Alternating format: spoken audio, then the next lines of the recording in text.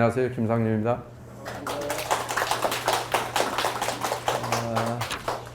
여러분 시공사 선정 앞두고 있다고 그랬죠? 조합원이 한 800여 명 되신다고 들었는데 오늘 뭐 많은 분은 오시지 않은 것 같은데 대부분 조합들이 다 망가진 뒤에 뒤늦게 와서 저한테 설명을 구하는 경우가 많습니다만 여러분 조합처럼 조합 설립인가 하자마자 그 다음에 시공사 선정을 앞두고 설명을 저한테 부탁한 경우는 아마 처음이지 않은가 싶습니다. 여러분 조합이. 근데 저는 이제 그 전에 여러분 조합의 그 인근에 우리 저 해운대 삼성 콘도 맨션 조합이라고 소규모 조합이 있습니다. 그 이전에는 우동 3구역이라는 데 와서 거기 사업비가 엉망진창입니다. 그래서 그 호텔에서 제가 설명을 해드린 적이 있는데 새로 인수했던 조합에 들어갔던 사람들이 기존의 조합보다도 더 불량스러운 짓을 해서 거기 사업 엉망진창입니다. 설명을 했지만 아무런 보람이 없었는데 그 뒤에 선정된 게 아니라 저한테 의뢰가 왔던 우리 삼성 콘도 소규모 조합 같은 경우는 거기도 좀 엉망입니다만은 거기에 나름대로 제 설명을 듣고 거기는 설명을 하진 않았습니다. 서울에 한 3분이 올라오셔서 처음부터 곧바로 민인 형사 소송을 시작해서 오랫동안 저기에서 최근에야 비로소 기존의 조합 임원들 내려뜨리고 새로운 집행부가 구성이 됐습니다. 가까운 조합이라서요. 그래서 아마 여기 아까 저한테 오셨던 분도 그 조합을 아마 한번 방문했던 걸로 압니다. 그래서 올바르게 조합을 끌고 가려면 먼저 작지만 하는 짓은 똑같습니다. 조합은 크나 작으나. 그래서 거기 가서 조금 모범적으로 한 케이스 중에 하나니 고생은 많이 했지만 작은 데라서 더 힘들었었습니다.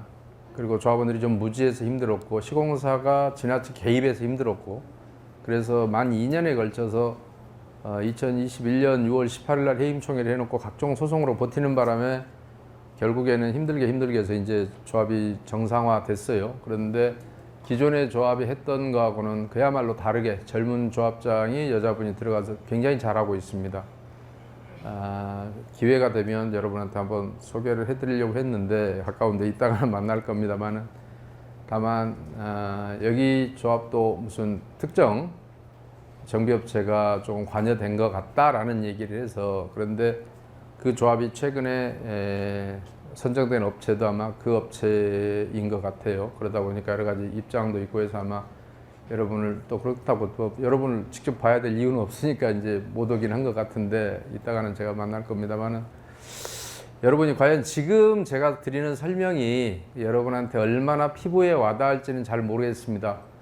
그러나 제가 이왕에 제 카페를 보시면서 저한테 설명을 부탁한 이상 처음이지만 지금 단계에서 불과 여러분이 몇 발자국 안 나갔는데도 불구하고 여러분 지금 단계에서는 어떤 문제가 있는가 이 문제를 이렇게 키워나가면 이 다음에 이것이 무엇이 될런지 여러분이 가늠해 볼 수 있는 계기는 될 겁니다. 제가 왜 삼성콘도 얘기를 꺼냈냐면 삼성콘도에 이제 그 소송 도와주다 보니 제가 여러 차례 왔는데 해운대를 좀 익숙합니다. 다른 지역에 비해서. 그랬는데 거기 왔을 때 이 골목을 한번 지나가면서 여기도 무슨 조합이 하나 있네요. 그런데 뭐 플랜카드가 걸어져 있고 시끄럽더라고요. 중동 5구역으로 돼 있어서 여기에 해운대에 아직도 재개발할 때가 있구나라고 생각을 했는데 여러분들한테 연락이 와서 중동 5구역이라고 해서 제가 오게 됐습니다. 근데 어느 조합이나 가야 될 길이 비슷비슷합니다. 그런데 정도의 차이는 있습니다. 아주 망가진 놈, 그 다음에 조금 덜 망가진 놈, 조금 이제 망가지려고 하는 놈. 그런데 그 차이는 이익금의 차이입니다. 여러분 지역이 부산에서는 아마 입지상 나쁘지 않을 겁니다. 그렇죠? 해운대라는 환경을 끼고 있으니까요. 그러면 다른 지역보다 같은 값이면 분양가가 비쌀 겁니다. 그 얘기는 사업성이 좋을 수 있습니다. 그렇다면 부패 정도는 다른 데보다 더 심할 수 있습니다. 여러분한테 먹을 게 많은 게 아니라 업체에게 먹을 게 많을 수 있습니다. 그래서 여러분이 조금 더 눈을 부릅뜨고 보시지 않으면 안 될 것 같다라는 생각을 하고요. 그런데 여러분 이제 시작이니까 시작할 때 어떤 태동이 있는지를 잘 보시면 앞으로 무슨 짓을 할지가 보일 겁니다. 그래서 아직은 피부에 여러분이 와닿지 않겠지만 그래도 제 오늘 설명을 잘 보관해 놓고 돌려봐서 다른 조합원들에게도 우리 조합에 이런 문제가 있는데 이거 고치지 않으면 안 되겠다 라고 여러분이 이게 하나의 기초가 돼서 여러분 조합이 빠른 시일 내에 다른 조합이 갔던 길처럼 시행착오를 범하지 않고 올바른 길로 갔으면 하는 그런 바람을 갖고 제가 설명을 좀 잠깐 드리겠습니다. 사실 오늘 제 카페를 오늘 설명이 좀 부족하거나 아니면 제 설명이 좀 도움이 됐다고 생각하시면 네이버에 제가 운영하는 카페가 있습니다. 서면결의서 위조방지대책위원회라는 카페인데요. 거기에 좀 가입하셔서 내용을 좀 보시면 아까도 말씀드렸지만 여러분 조합이라고 해서 결코 예외가 될 수는 없습니다. 여러분도 내나 그 길을 갈 텐데 지금 출발하는 여러분의 비리의 정도가 다른 조합, 많이 갔던 조합과 비교했을 때 어느 정도 수준일 것이냐는 짐작을 해볼 수가 있습니다. 왜냐하면 어느 한 가지는 제가 그 카페에서 소개한 것 중에서 지금 여러분 조합이 당하는 금액이 꽤 큽니다. 그러니까 부패 정도가 꽤 심합니다. 그러니까 내 조합은 어느 정도일까 부패 지수를 가늠해 보는 미래의 어떤 척도로도 될 수 있을지 않을까라는 생각이 듭니다. 왜 이 말씀을 드리냐면 지금 여러분이 내일 모레 이제 시공사 선정 총회를 앞두고 있다고 그래서 시공사 선정 총회 하기 이전에 저한테 의뢰를 해주신 분이 여기는 지분 쪼개기가 많습니다. 어떤 뭐 빌라가 지분이 쪼개져서 뭐 어쩌고저쩌고 해서 그거는 여러분 뭐 정리해 놓은 자료가 있습니다. 얼른 보니까 권리 산정 기준이 이전에 쪼개졌기 때문에 뭐 기분은 나쁘지만 합법적일 겁니다. 그러니까 그런 부분은 별로 문제가 안 될 것 같고요. 다만 법률적으로 문제가 안 되면 뭐 기분 나쁜 거 어떻겠습니까? 정보가 좀 빨랐다고 생각하면 되겠죠. 누군가는. 그래서 그거는 합법적인 투자인지 투기인지 뭐 둘 중 하나로 보입니다. 그 외에 그런데 제가 여러분 조합을 보면서 깜짝 놀랐던 게 하나 있습니다. PM 계약이라고 되어 있습니다. PM이 무슨 말입니까? 프로젝트 매니지먼트, 뭐 CM, 컨스트럭션 매니지먼트, 우리말로 건설 사업 관리 이런 겁니다. 근데 건설 사업 관리라는 게 이렇게 되어 있습니다. 건설 여러분을 규율하는 법은 건설산업기본법이라고 해서 민간공사는 건설산업기본법에 전문적인 건설 사업 관리는 전문적인 자격을 갖춘 자에게 해야 된다. 그런데 어떤 전문적인 자격을 갖춰야 되는지에 대해서 법 규정이 없습니다. 그리고 안 갖췄으면 뭐 할 건데 처벌 규정도 없습니다. 지멋대로 되어 있습니다. 그런데 국가기관이 발주하는 공사에는 건설기술진흥법에 건설사업관리의 자격 요건이 나옵니다. 엔지니어링 사업자이거나 뭐거나 해서 이렇게 쭉 나오고 그거를 위반해서 무자격자를 할 경우에는 2년 이하의 징역에 처하도록 돼 있어도 거기는 강제 규정이 있습니다. 근데 건설산업기본법은 전문 인력을 갖춘 자에게 맡겨라 해놓고 안 맡기면 어쩔 건지 전문 인력 누군데 없어요. 규정이. 다른 법률에서 뭐 어쩌고 저쩌고 하는데 그렇다고 국가기술진흥법을 쓸 수도 없어요. 왜요? 관공서만 규율하는 법이니까. 그런데 그 건설기술진흥법에는 관공서가 영향을 받는 그 법에는 CM이라는 것은 건설사업관리는 어떤 경우에 필요하냐? 기술적인 문제에 대한 자문을 필요로 할 때 주로 기술적인 문제입니다. 여러분이 우리가 CM 그러면 그 대표적인 게요. 우리 세계 토목학계에서 아주 유명한 정주영 공법이라고 하는 CM 토목학계에서 이미 인정받은 여러분이 알다시피 유조선을 가라앉혀서 간척지에서 마지막에 그 막는 그 작업에 아무도 세계 토목학계가 손을 못 대고 있을 때 우리 정주영 회장님께서 폐유조선을 사다가 가라앉혀서 물막이 공사를 성공시켰던 그래서 그런 게 바로 기술적으로 다 막았는데 마지막 막는 공간에 양쪽에서 막아왔는데 물살이 너무 세서 뭐 몇 톤짜리 돌을 부어도 그냥 휩쓸려 나가는데 그때 과연 이 공사를 어떻게 할까? 세계 토목학회가 그런 기술이 없었단 말입니다.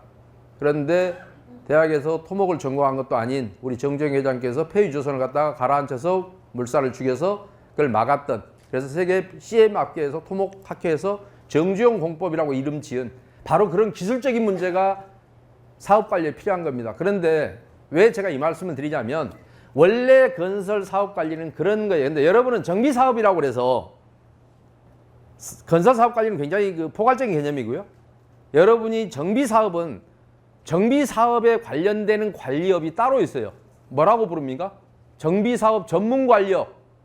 거기는 기술적인 문제 필요 없어요. 왜요? 기술적인 것까지 뭐 할 게 있어야지.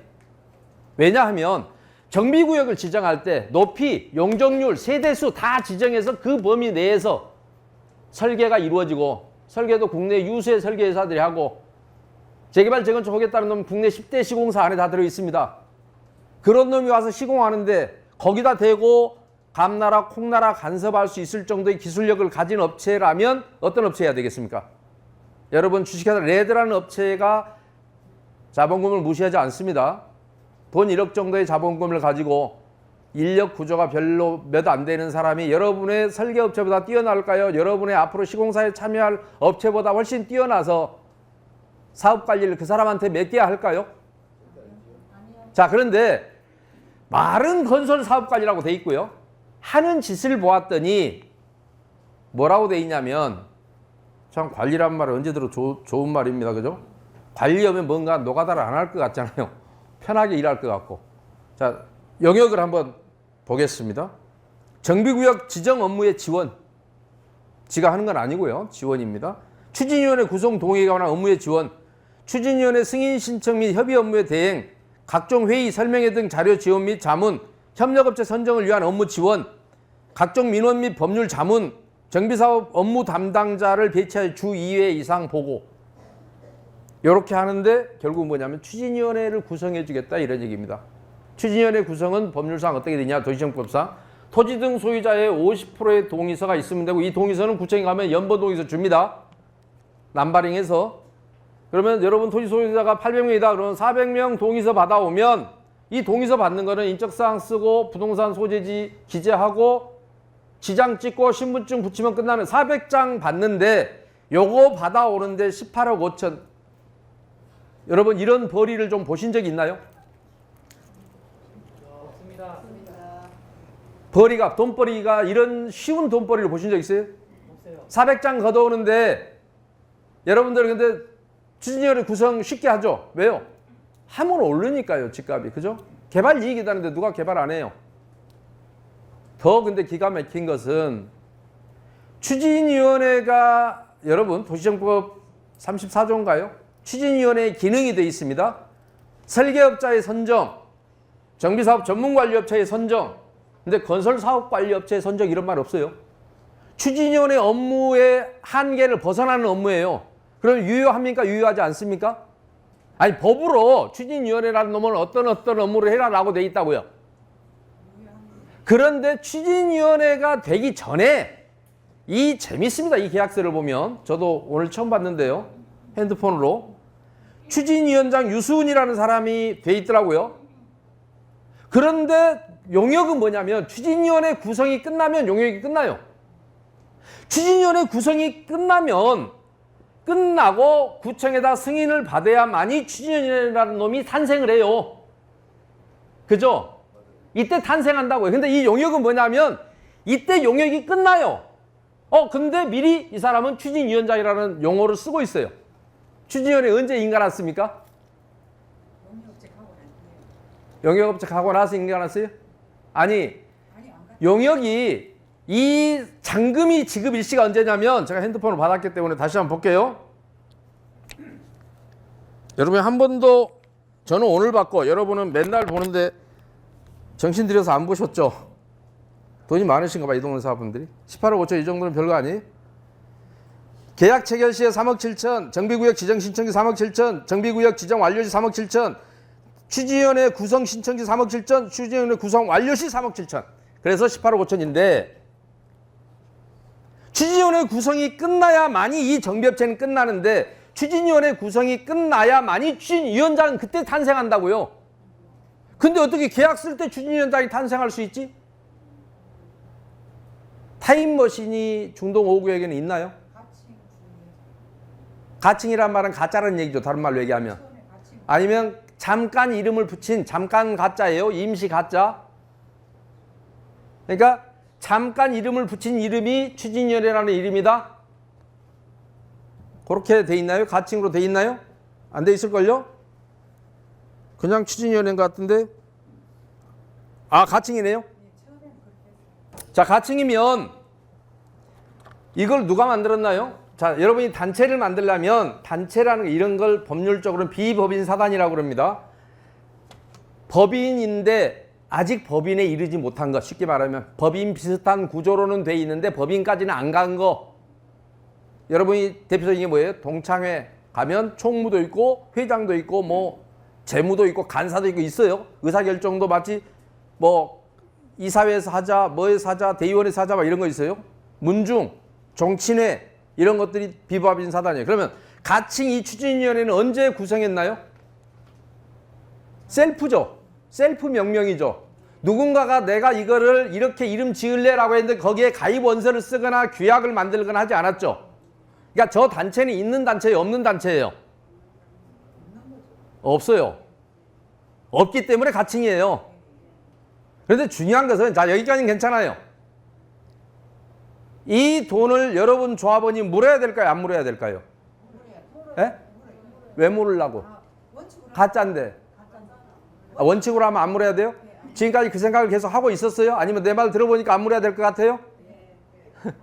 지금까지 안 물라고 생각하고 있었어요? 아니요, 몰라요. 자, 정확히 말씀하셨습니다. 자, 가입을 안 했기 때문에 그 단체에 여러분은 구속되지 않습니다. 그 다음에 추진위원회도 이 단체에는 추진위원회 전 단계예요. 그죠? 추진위원회도 여기에는 구속이 되지 않습니다. 근데 추진위원회가 만약에 정식 가칭이 떨어진 정식 추진위원회라 하더라도 저 계약에는 여러분이 구속되면 안 됩니다. 왜냐하면 도시정비법의 추진위원회 기능에 업체라고는 설계업체하고 정비업체를 선정할 수 있을 뿐이지 다른 업체는 선정할 기능을 추진위원회에 부여하지 않았습니다. 법률이.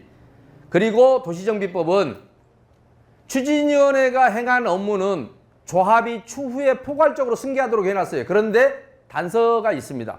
목적 범위 내에서 포괄 승계하다 돼 있습니다. 추진위원회가 어디 가서 주식을 투자했어요. 손해가 났어요. 그거를 조합이 물어줘야 될까요? 말까요? 안 물어. 왜요? 목적이 아니니까. 추진위원회는 주식하라는 놈이 아니잖아요. 자, 추진준비위원회는 근데 그거는 법에도 없는 놈이고요. 준비위원회라는 놈이 무슨 추진위원회 설립 동의서를 거두란 말이 어디 있어요? 없어요? 없어요. 법에. 그리고 가칭은 그 사람이 붙인 이름이지 여러분이 가칭이든 정칭이든 이런 단체를 만든 적이 없다고요. 단체를 만들려면 최소한 단체를 구성한 일시 장소, 기본적인 재산을 어떻게 할 것이냐, 의사결정 방법을 어떻게 할 것이냐, 가입과 탈퇴는 어떻게 할 것이냐 이런 조건들이 몇 가지가 필요해요. 그런데 여러분은 그런 걸 하지 않았다고요. 그러니까 저 가칭 저 회가 한 18억 5천은 여러분이 물어내야 한다, 안 물어내야 한다? 근데 안 물어내려면 누구한테 물어봐야 돼요? 현 조합장한테 물어봐야죠. 네 이거 혹시 우리 조합원 돈에서 준 적이 있느냐? 일부라도. 아니면 앞으로 줄 생각이냐? 라는 것을 반드시 물어봐야 되겠죠. 그죠? 근데 주었다. 만약에 주었다. 라고 하면 업무상 배임죄입니다. 무효인 계약에 의해서 주지 말아야 될 거 준 거잖아요. 이름도 성도 없는 지가 스스로 이름 붙인 놈의 이름이 누군가가 계약을 한 거를 여러분 조합이 줘야 될 이유가 없는데 줬다 그러면 그 업체에다는 주식회사 레드에는 그만한 이익을 줬고 여러분한테는 그만한 손해를 끼친 것이기 때문에 업무상 배임의 점이 확실합니다. 더더욱이나 왜 업무상 배임이 되느냐 하면 이 계약서가 좀 재밌는 게요. 아주 재밌습니다. 자, 여러분 그냥 쉽게 여쭤볼게요. 법률 상담은 돈 받고 하려면 어떤 놈만 할 수 있습니까? 법률 상담 돈 받고 하는 놈이 뭐예요? 직업이? 오케이. 변호사만 합니다. 법무법인이나 변호사가 아니면 하지 못합니다. 주식회사 레드가 법무법인인가요? 레드의 대표이사가 변호사인가요? 아니에요. 사업 목적이 무슨 뭐 이상한 거 돼 있어요. 변호사로 안 돼 있어요. 사업 목적이 주택건설업, 건축업, 건축물 보수공사업, 사업 경영 및 관리 자문업, 체인점 관리업, 화장품 유통 판매업, 의약약품 도소매업, 전자상거래업 뭐 이런 거예요. 그래서 지멋대로 썼는데요. 뭐 아무튼 여러 가지 종목을 해요. 화장품 하다가 집 고치다가 뭐 아무튼 난 이런 법인도 잘 못 봤지만 화장품하고 집 고치는 게 너무 많이 달라요. 사람 고치는 것은 모르지만 화장품 하는 놈이 집을 고친대요. 좀 특이합니다. 어쨌든. 그런데 여기에 보면 법률 상담이 업무 내용 중에 법률 상담 자문이 있습니다. 이야, 배짱 좋아요. 그래서 18억 5천 받겠다. 그러면 변호사가 아닌 자가 돈을 받기, 금품이나 향응을 받기로 하고 법률 상담 또는 그 밖에 법률 사무를 취급하면 무슨 법 위반입니까? 변호사법 위반입니다. 그러면 그런 변호사법 위반이 되면 그 계약이 효력이 있습니까? 없습니까? 없어요. 그러면 자, 그 당시에 이걸 계약했던 유수은이라는 사람도 그 돈을 내야 됩니까? 안 내야 됩니까? 안 내야 돼요. 위반이니까 그 자체가 무효니까요. 효력이 없는 계약이에요.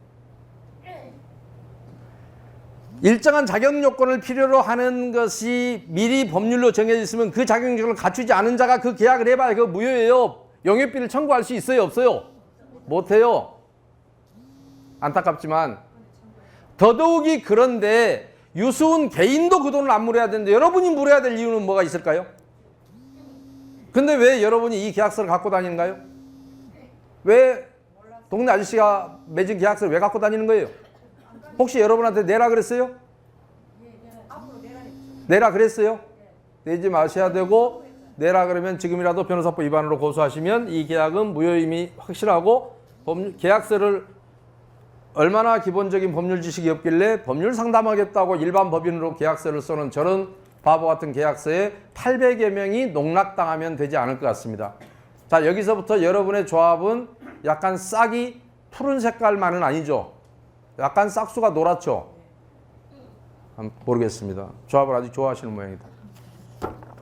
그 다음에요. 이번에 시공사 선정을 앞두고 대의원의 자료가 있다 그래서 저한테 이걸 딸랑 줘서 제가 이걸 보고 한번 몇 가지만 또 지적을 해드려 보겠습니다. 앞으로 여러분이 이대로 가면 가야 될 부분이기 때문에 시공사 선정 방법 및 우선 협상 대상자 지정 추인의 건. 자, 여러분이 몇 번 저기 했더니 공사 업체들이 안 들어왔습니까? 입찰 공고를 했더니 DL만 들어왔어요? 쫓아냈어요? 자, 여러분이요. 자, 내가 그냥 상식적으로 하나 여쭤볼게요. 자, 내가 몇 번 입찰 공고를 냈어요. 그랬더니 안 들어왔어요. 누군가가 짰는지 어쨌는지 몰라도. 그러면 수의계약 할 수 있죠? 네. 알죠? 그때 수의계약 누구하고 해야 돼요? 아니, 이게 누구하고 하면 돼요? 이때 입찰에 참여한 놈하고 해야 돼요? 아니면 그냥 상식적으로 여쭤볼게요. 틀려도 괜찮아요? 제 부분 틀리니까. 예? 누구하고 해야 돼요, 수의계약은? 그러니까 이렇게 3번 유찰되면 수의계약 할 수 있다는 걸 아시죠? 예? 아, 조합원이 아니라 조합이 하는데 상대방 누구하고 해야 될 것 같아요? 입찰에 계속 참여한 놈? 입찰에 계속 참여한 놈 아니면 아무 놈이나? 아, 그러니까 제가 물어본 거는 두 가지예요. 둘 중에 하나 뭐 틀려도 괜찮아요. 자, 입찰에 3번 참여한 놈이 있어요. 그 놈하고 해야 될까요? 아니면 딴 놈 안 왔으니까 들랑달랑 안 왔어요. 아니면 3번 유찰되면 수의계약 할 수 있으니까 그러면 그놈하고 해야 돼요? 아니면 내가 마음에 드는 아무 놈이라고 하면 돼요? 아, 그놈하고 해야 돼요? 땡. 아무하고나 하면 됩니다. 수의계약 말 그대로 지가 하고 싶은 놈 하면 돼요. 자, 근데 왜 이 말씀을 드리냐면 어떤 회사가 들어가서 경쟁 입찰을 하라고 했더니 아, 거기는 누가 미리 들어가서 다 선점을 해서 속된 얘기로 침을 다 발라놓은 것 같아요. 내가 들어가 봐야 안 될 것 같아. 그래서 안 들어왔어요. 그러면 뭐냐면 처음부터 근데 열심히 들어온 놈이 있을 수 있어요. 그랬더니 조합에서는 이놈이 우선 협상 대상자래요. 그리고 그놈하고 수의계약을 해야 한대요. 자, 천만의 말씀이에요. 만약에 이렇게 안 들어왔다. 저는 가장 합리적인 방법으로 뭐라고 얘기해요. 여러분은 뭐를 제일 좋아하세요? 도급순이 제일 좋아하죠. 도급순이 1위부터. 아, 그걸 제일 좋아하잖아요. 여러분이 좋아하는 것은. 그러니까 이런 경우에 도급순이 1위한테 나하고 수의계약 할래? 그러면 100이면 100놈이 한다 그럽니다. 왜요? 아니, 얘가 3번 들어왔지만 이건 뭐예요? 얘가 코 풀어놓은 것 같아서 다른 애들이 안 들어왔거든. 근데 수의계약은 아무하고나 하는 거예요. 가장 유리한 상대를 여러분이 잡으면 돼요. 요놈하고 하는 게 아니라고. 입찰 안 받아요? 아, 그럼요. 수의계약이니까. 아, 입찰했으면 입찰에서 결정 난 거고. 그러면 가장 좋은 방법은 뭐냐? 도급순위 1순위부터 협상하는 게 개별적으로. 너 나한테 어떻게 해줄 건데? 이게 수의계약이에요.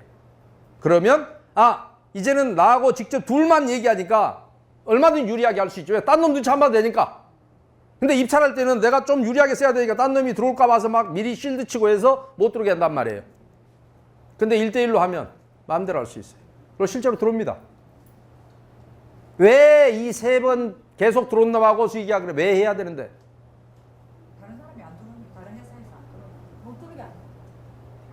3번 선보러 나갔더니 3번 똑같은 데 나왔어요. 그놈하고 해야 될까요?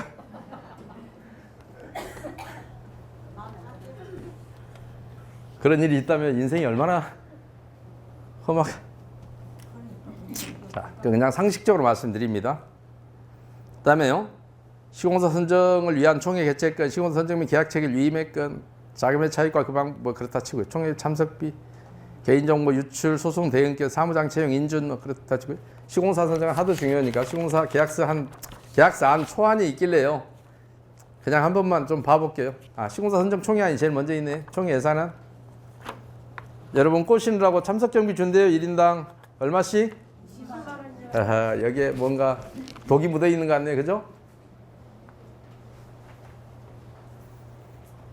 이런 미끼에 낚시에 속지 마시고 일생의 시공사는 한 번 선정하는 거죠. 그죠? 오래 안 되면 내년에 다시 바꿀 수 있어요? 그럴 건가요? 하다가라도 바꿀 수 있어요? 처음에 하실 때 제대로 하십시오. 20만 원에 속지 마시고요. 그 다음에 총회 홍보비 20만 원 주면 안 올 수가 없어요. 다 오는데 총회 홍보비 또 홍보요금 5,088만 원 쓴다네요. 아까 결국에는 홍보에 18억 5천 쓴다는 것도 뭐예요? 그 종자가 그 종자예요. 그죠? 걔네들이 한 거죠? 근데 무슨 18억 5천 혹시나 여러분한테 쓰자고 할까 봐서 제가 미리 실드 치는 겁니다. 안 줘도 돼요. 그리고 달라 그러면 좀 성가시면 지금 미리 변호사법 위반 고소하셔도 됩니다. 변호사법 위반했으니까요. 그러면 그 계약 효력이 없어요. 유소연 씨 좋은 일 나겠네. 그죠? 유소연 씨가 누군지 모르겠지만. 자, 그런데요.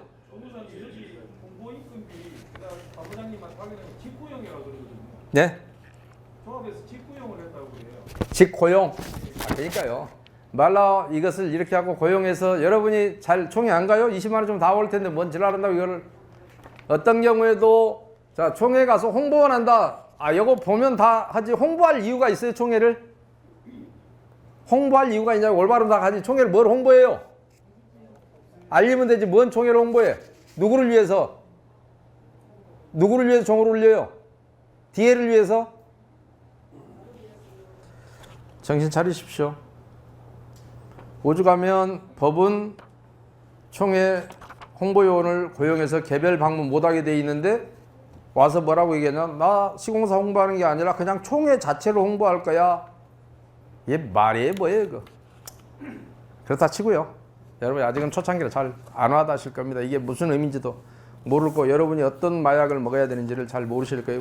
도급계약서로 넘어가서 그냥 러프하게 몇 가지만 지적할게요. 자, 여러분에게요. 앞에 깜짝 놀랐습니다. 사업경비를 빌려준답니다. 근데 어떤 걸 빌려주냐? 철거공사비를 빌려준대요. 근데 여기다가 어떤 새끼가 풀똥칠 해놨어요. 공사관리 포함. 이 공사관리가 아까 PM이 아니길 바랍니다. 기분이 약간 이상합니다. 그죠? 공사관리란 말 여러분 들어보셨나요? 공사관리비가 별도로 들어간다는 말 들어보셨어요? 어디에서? 여기는 전국에서 가장 모범적으로 조합을 이끌고 계신 우리 양산의 복잡부서 조합장님도 여기 와 계십니다. 근데 공사관리비란 말은 전국 조합에서 제가 처음 들어봅니다. 근데 이게 아까 말하는 건설사업관리, 사업관리라고 얘기했던 PM을 지칭한다면 이 나쁜 놈들입니다. 근데 철거공사비는 자기들이 하게 돼 있습니다. 누가 누구한테 빌려준답니까? 여러분한테 빌려준답니다. 이건 뭔가 이상하죠? 계약서가. 처음부터 삐딱구리 합니다.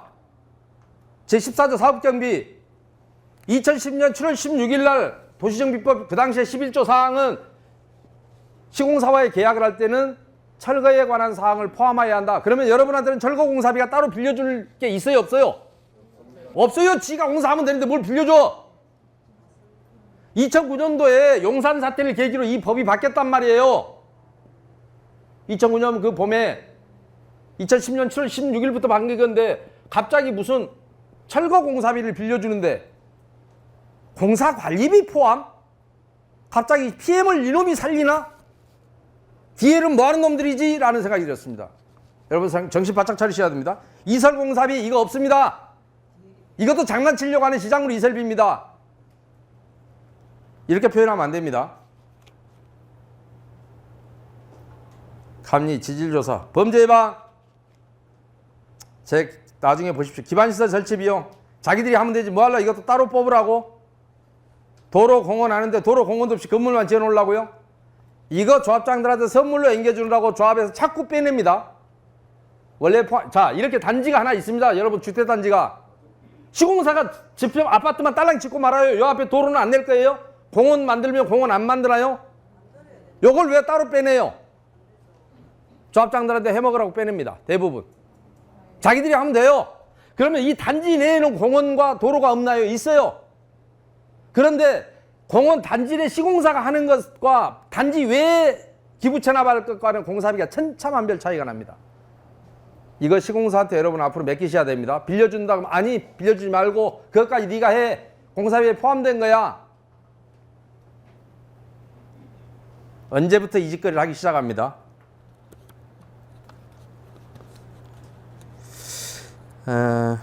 등등 그런 걸 빌려주지 말아야 될 거 빌려줘서 제가 얘기한 거예요.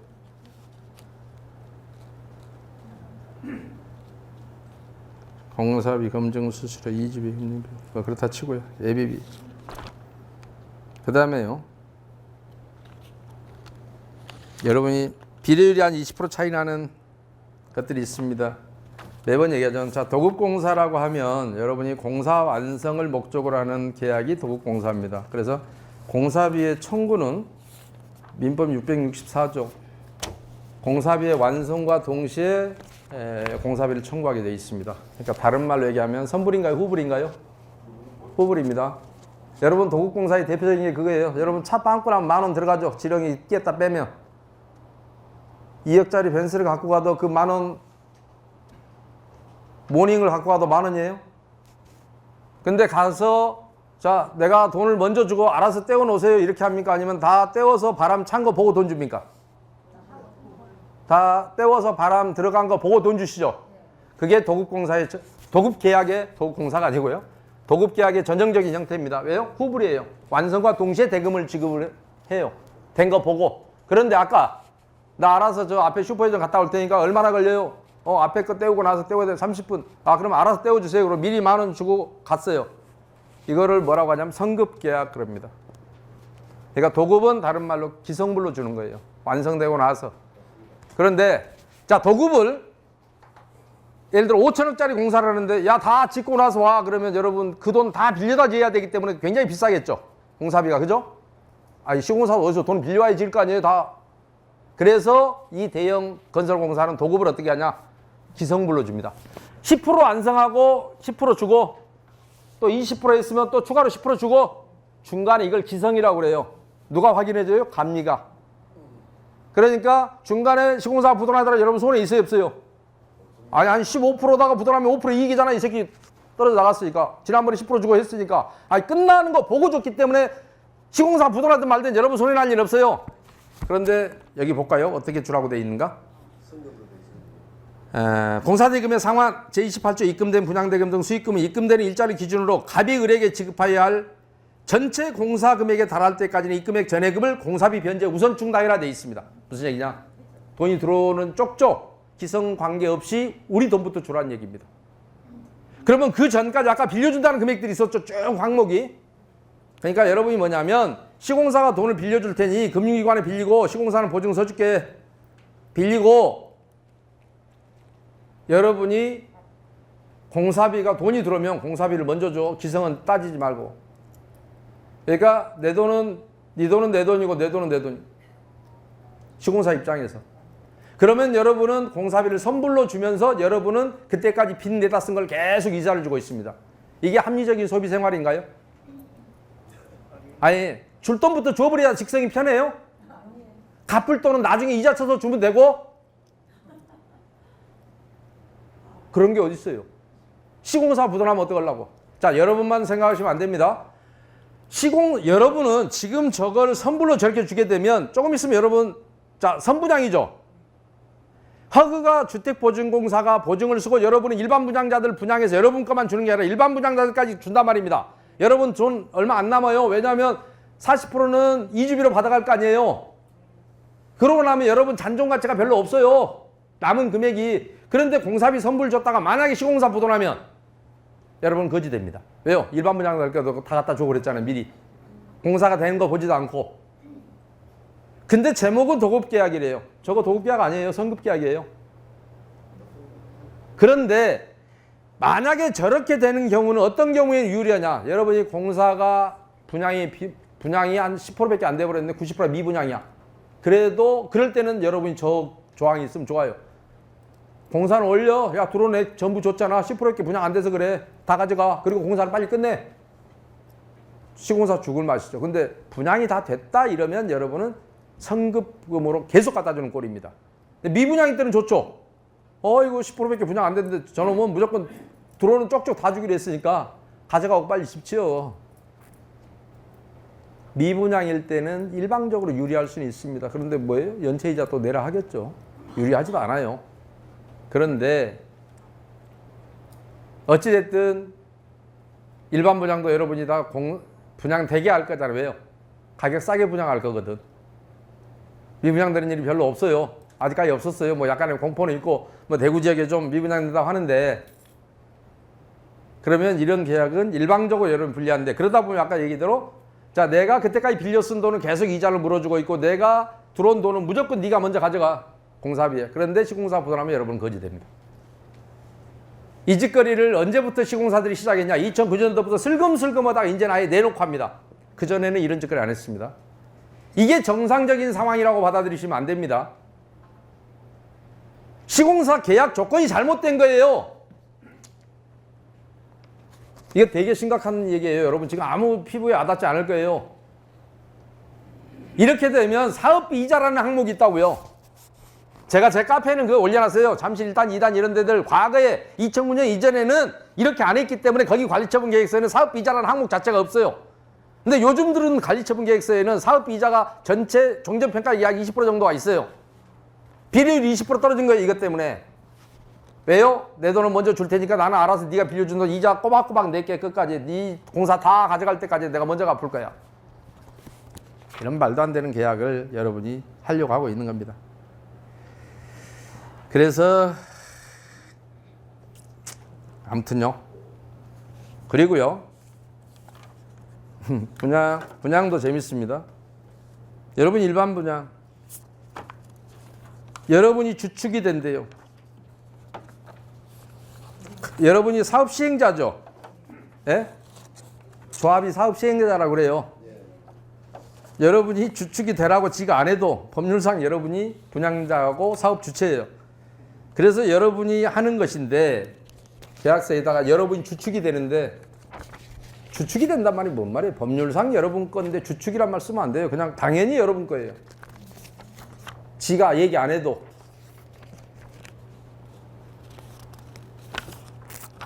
그런데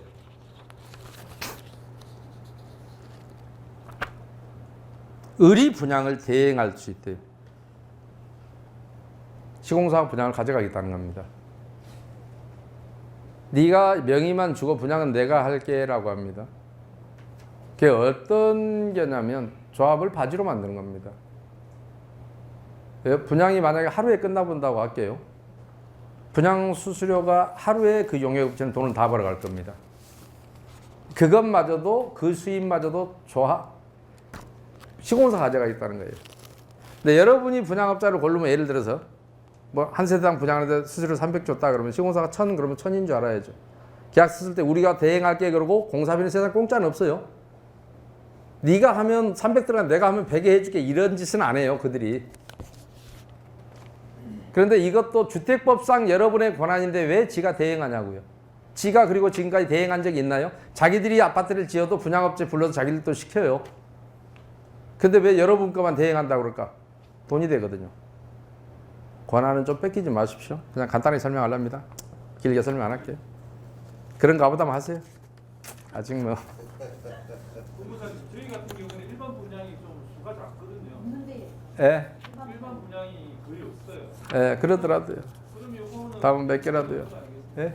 그럼 이건 크게 문제가 없는 거 아니에요? 크게는 분양이 거의 없다면 그러겠죠. 없다면 그런데 어쨌든 계약서는 뭐 10세대가 되든 20세대가 되든 여러분이 분양계약 명문으로 하고, 앞으로 계약서에도 여기는 지금 자세히 가계약서는 안 나와 있는 것 같은데 여기 보시면 공사비에 포함되는 것들이, 잠깐만요. 공사비, 공사에 뭐가 포함된다는 또 자세히 안 쓰는 것 같더라고요. 사업 공사 계약 조건 참여 제한서부 돼 있는데 공사 범위가 안 나와 있어요. 뭐를 한다고. 근데 대부분 시공사들이 또 무슨 짓을 하냐면, 자, 여러분이 분양 뭐랄까 저기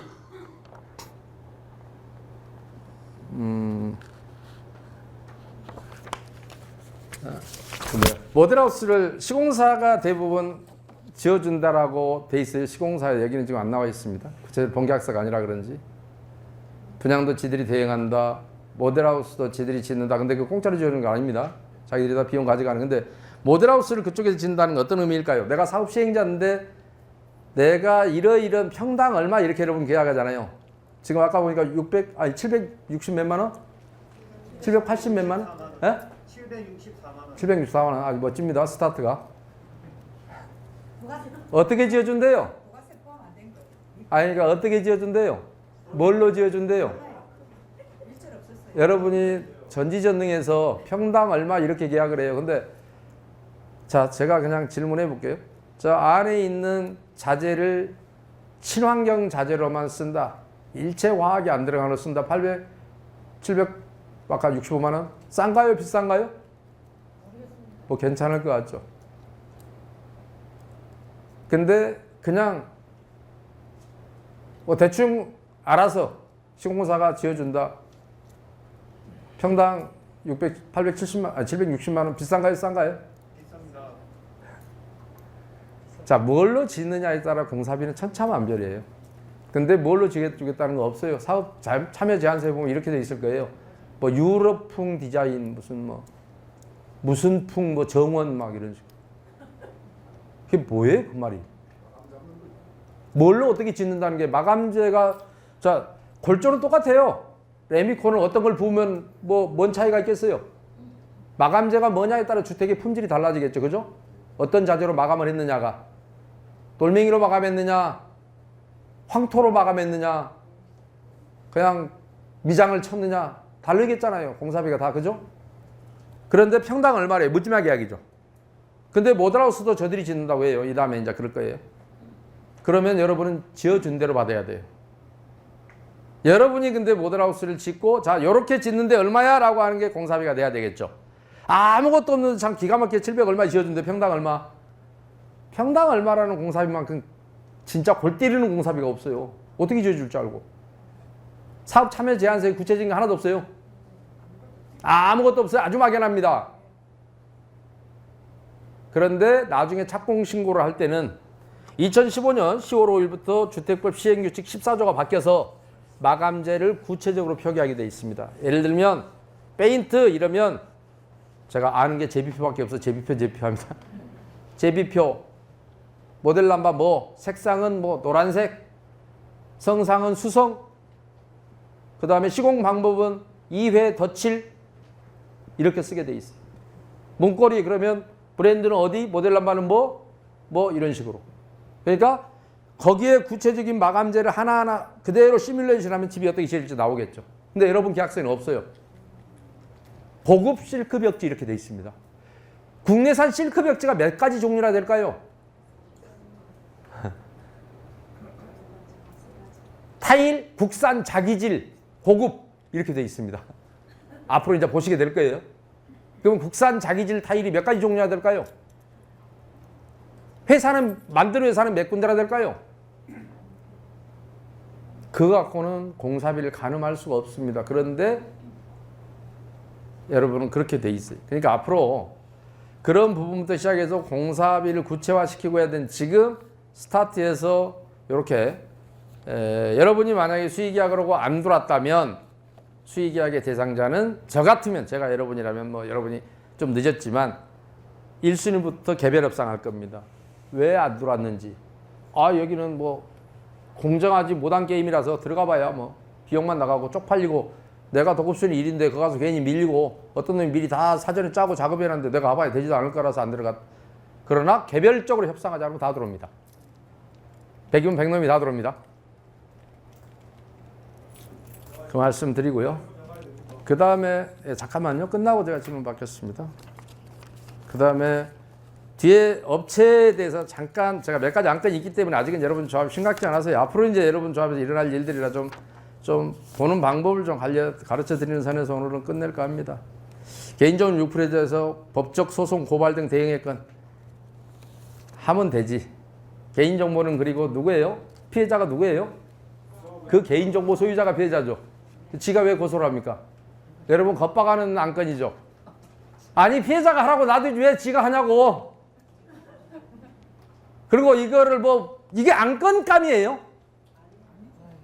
여러분 여기서 이법행위 있으면 총에 붙여서 총회에서 야 신고하지 마 그러면 신고 안 할래요? 이런 걸 안건이라고 올린다고 여러분 겁박하는 거예요. 어떤 놈이 있다야 안건 올립니까? 자, 그 다음에요. 사무장 채용 그렇다 치고요. 제일 재밌는 게 있어서 여기 아까 다른 분도 사전 자료 보고 깜짝 놀랐습니다만. 영향평가업체 선정 및 계약책임 위임의 건. 교통하고 재해하고 소규모 환경 영향평가하는데 세 군데 업체가 들어왔어요. 멋집니다. 6억 4천, 6억 3천, 7억 2천. 6억 4천짜리가 95.94, 6억 3천짜리가 70.49 점수표가요. 7억 2천짜리가 66.44. 정말 멋지네요. 근데 이거 점수 누가 매겼어요? 여러분 이사들이 이렇게 매겼을까요? 이사들이 이렇게 능력이 있어요? 적격 심사를 한대요. 업체를 이렇게 평가해서 매겼어요. 가격이 그나마 1,000만 원 싼 놈이 세 개가 다 엄청나게 비싼 거고요. 이렇게 많이 들어가는 용역비 아닙니다. 무지막지하게 비싼데 문제는 뭐냐면 점수표가 기가 막혀요.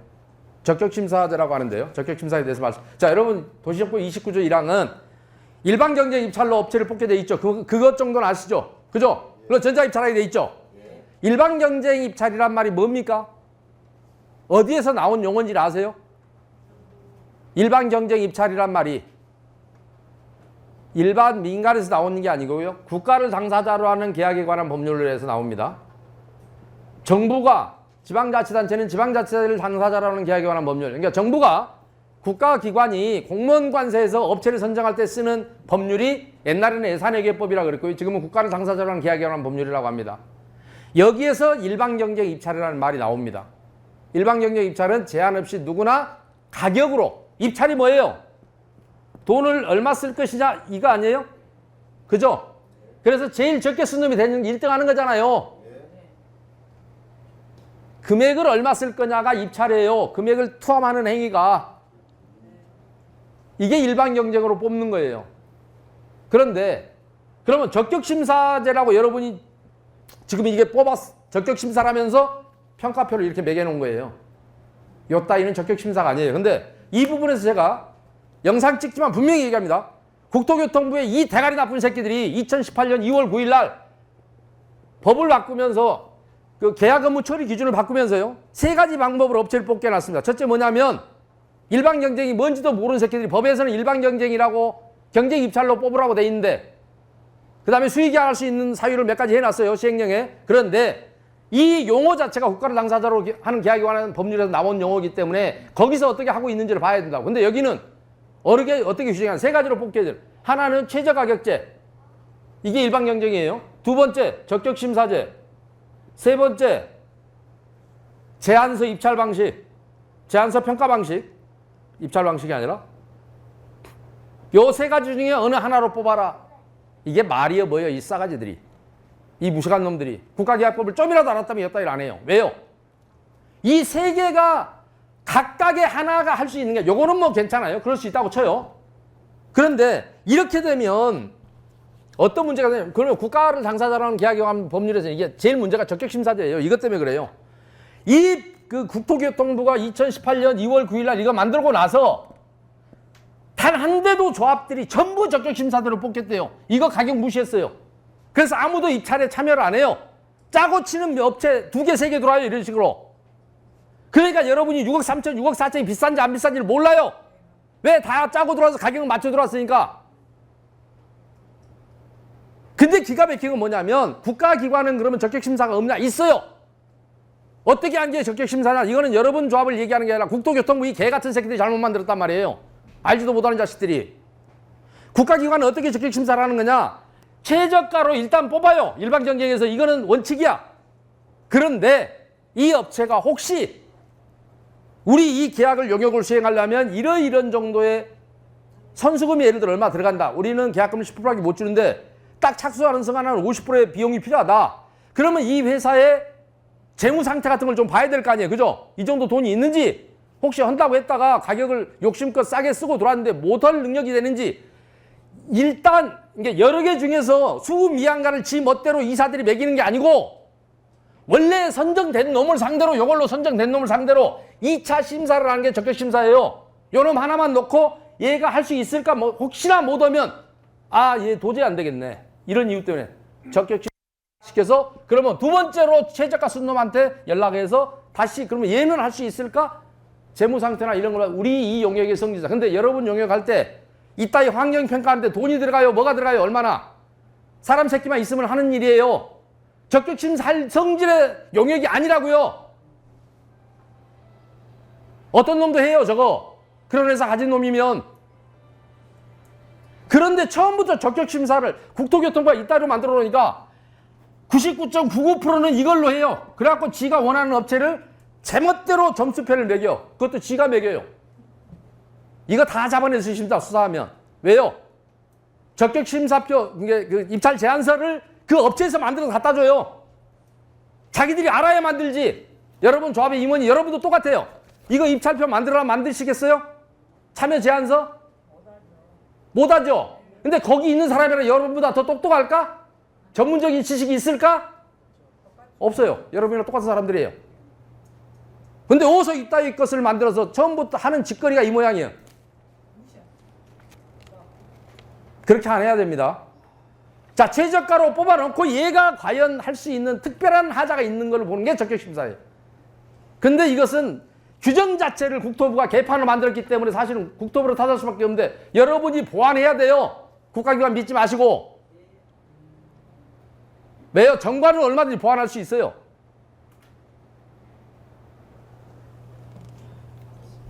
여러분 정관을 안 갖고 와서 제가 뭐라고 말을 못 하겠는데, 근데 뒤에 보십시오. 한결같이 적격심사입니다. 지들이 뭐 한다고 심사를 해, 업체를. 그 다음에 친환경이라고 인증업체요.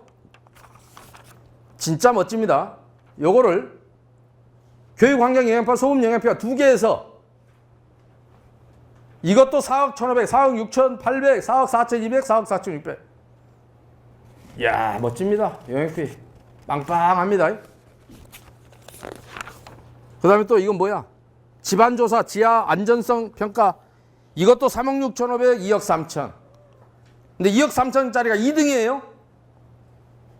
가격이 1억이 이대로라면 1억 3,500이 싼데 한 놈은 1억 3,500, 더 쓴 놈은 79.19점을 맞고 2억 3천 쓴 놈이 53.19점을 맞아요. 점수를 이거 어떤 놈이 매기는 거예요, 이거? 여러분 이상하지 않으세요? 뭐 하자는 거예요, 이거? 그 다음 것도 보세요. 여러분 돈이 혹시 돈들이 많아서 쓸 데가 없어요? 좀 폼나게 한번 써보라. 이렇게 하면 폼 안 나요. 바보 잡혀서. 소방설계업체 선정, 이것도 1억 7,500, 1억 7천, 뭐야? 100? 2억 1,000? 또 여기도 1억 7,100이 어찌됐든 2등을 하셨네. 1등 1억 7,500 쓰신 분이 98.79로 1등. 업체 간에 이런 어떤 능력을 가졌길래 업체를 이렇게, 이야, 이렇게까지 정확하게 평가할 수 있어요? 98.79, 72.14, 60.93. 객관성이 있어 보이나요? 여러분의 수준이나 이 점수표를 매긴 놈 수준이 똑같은데 여러분 이해가 가시나요? 여러분 이해 못하는 놈이 여러분의 임원으로 앉아있다 그러면 여러분은 어떤 마음이세요? 관심이 없었어요? 외상이라서 아직 잘 몰라요? 느낌이 안 와요? 앞으로 근데 이게 출발이란 말입니다. 지금 출발이에요. 앞으로 저것이 뭐가 될까요? 제 세 개를 합치니까 제가 보니까 10억이 넘더라고요. 와, 중동에 가니까 돈 좀 쓸 줄 아는 사람들이 사네. 많이 비쌉니다. 비싼 정도가 아닌데. 네. 혹시 이 분야에 조금이라도 아신 분은 여러분이 갖고 와서 견적을 한번 넣어보십시오. 어느 정도 뻥튀기 되어 있는지. 그런데 적격심사를 한다. 세 군데 다. 적격심사 않고 만약에요. 여러분이 최저가 입찰합니다라고 만약에 공고를 하잖아요. 죄송하지만 최소한 업체는 30개 이상 들어옵니다. 최소한. 그런데 지금은 적격심사한다 하니까 들러리 쓰지 않기 위해서 무조건 안 들어갑니다. 왜요? 의미가 없어요. 그나마 짜고 친 거예요, 저거. 안 들어와요. 왜요? 입찰 제안서를, 입찰 지침서를 보는 순간 아, 이거 누가 만들어요? 다 보이거든요.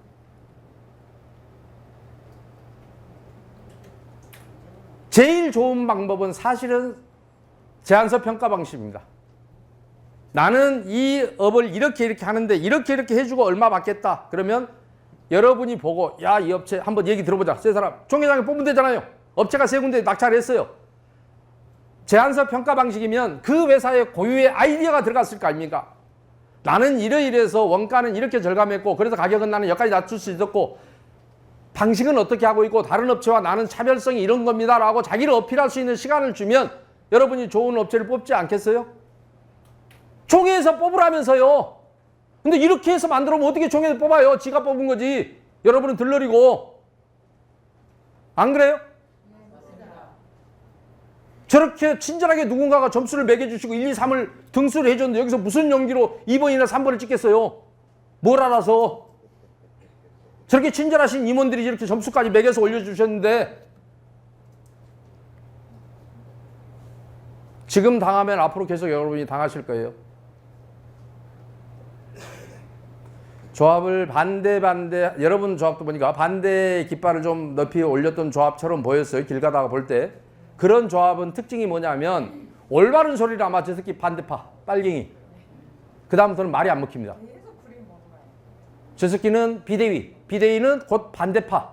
뭘 반대파요? 올바르게 하자는 것이지. 올바르게 하자는 게 비대위고 반대파는 그냥 분양 신청 안 하면 끝나요. 뭐 하려고 지만 싫으면 되지. 뭐 남까지 뭐 반대시키고 말고 지랄이요. 안 그래요? 맞습니다. 그러니까 비대위와 반대파는 다른 개념이에요. 근데 아무튼 여러분들이 아직은 초창기라서 많이 설명드릴 건 없습니다만은 앞으로 여러분이 창립총회에서 혹시 제가 총회 책자를 없어서 창립총회에 잡힌 사업비나 이런 내역을 보시면 그리고 제 카페를 보시면 아 이따위 것들이 있구나 라는 것도 있고 제일 합리적으로 빠른 시일 내에 배울 수 있는 것은 여러분 총회 책자 사업비를 보면서 보세요. 제가 2020년 6월 2일 날 서울지방경찰청에서 31개 서울지방경찰서 산하의 31개 경찰서의 지능범죄 수사팀들 데리고 제가 직장교육을 한 4시간 정도 하면서 찍어놓은 영상이 있습니다. 파트별로 제가 나눠놨는데요. 제 카페에 들어오시면 있습니다. 한번 보시면 아 이런 내용이 우리 조합에도 있는데 아 앞으로 이런 일이 터지겠구나. 제발 여러분 돈이니까 관심을 좀 가지세요. 돈을 함부로 쓰시는 건 좋지만 그렇게 쓰시면 품격이 조금 떨어진다는 건 아시죠? 여러분이 돈을 벌어서 어떻게 쓰시든 여러분 자유이기는 합니다. 돈을 찢거나 태우지는 마십시오. 처벌합니다. 그러나 물 쓰듯이 쓰는 것은 처벌은 하지 않습니다. 그렇다고 해서 이렇게 쓸 필요는 없잖아요. 그죠? 불합리하게. 누군가에게 속아서 돈을 쓴다든가 하면 나중에 시간이 흐르고 나면 여러분이 많이 억울하실 수 있습니다. 지금부터 좋은 조합 만드시기 위한 하나의 관심을 갖고 보시길 바라겠습니다. 아직은 여러분이 많지 않아서 다행히 초기라서 제가 뭔 얘기를 할까 할 얘기도 별로 없는데 라고 했는데 와보니까 뭐 할 얘기가 몇 개 있긴 하네요. 그래서 그냥 우선 간단히 말씀드렸고요. 그 외에 정비사업과 관련해서 궁금한 사항이나 있으면 혹시 평소에 공부했던 사항이나 오늘 설명 안 한 내용이라도 정비사업에 관련된 것이라면 어떤 것이든 질문즉답이 가능합니다. 질문 주시면 제가 답변 간단히 드리고 그리고 마치도록 하겠습니다. 예. 아까